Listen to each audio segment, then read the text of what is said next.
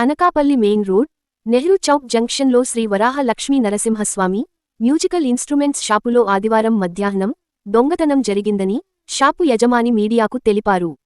ఈ సందర్భంగా షాపు యజమాని మాట్లాడుతూ, ఆదివారం కావడంతో తాను షాపు తీయలేదని, ఇది గమనించిన దొంగలు మధ్యాహ్నం గుణపాలతో తలుపులు పగలగొట్టి షాపులోకి చొరబడ్డారని, షాపులో ఉన్న విలువైన సామాగ్రిని ఎత్తుకెళ్లడం జరిగిందని బాధితుడు తెలిపారు. విలువైన సామాగ్రితో పాటు 30,000 నగదు దొంగలించడం జరిగిందని బాధితుడు వాపోయాడు. జరిగిన చోరీపై పట్టణ పోలీసులకు ఫిర్యాదు చేయడం జరిగిందని అన్నారు. పోలీసులు చోరీ చేసిన దొంగను గుర్తించి దొంగలించిన సామాగ్రిని, నగదును తనకు ఇప్పించాలని పోలీసులను ప్రాధేయపడ్డాడు.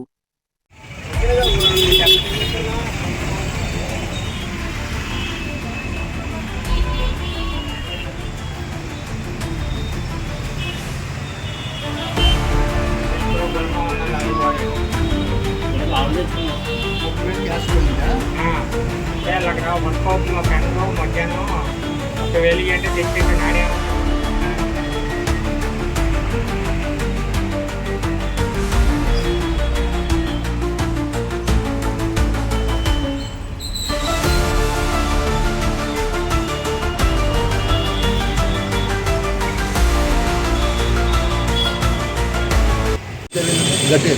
ఈరోజు ఉదయం 11 గంటల వరకు షాప్ ఓపెన్ చేసింది.